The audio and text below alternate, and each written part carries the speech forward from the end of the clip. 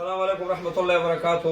افغانانو د شینچې او سانچک مخې ته مې ایښی دی او دا د ګران افغانستان د ننګرهار د کامې ولسوالۍ نه راغلی موږ ته سپیشل رالیږل شوی دی.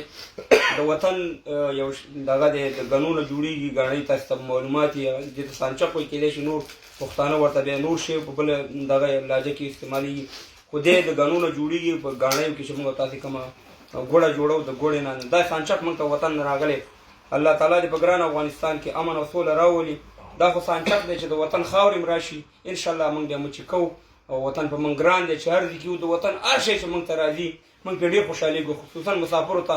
ما دپاره خو دا یو غټ یو اعزاز دی. دا اوس ګوره، تاسې وګورئ دا کومه دا وګورئ، دې ته سانچک وایي، د ګڼو نه جوړېږي او ګاڼۍ چې زموږ ستاسې ورته دا د ګرانې کامې نه ما ته راغلی ده، د خوږ افغانستان نه.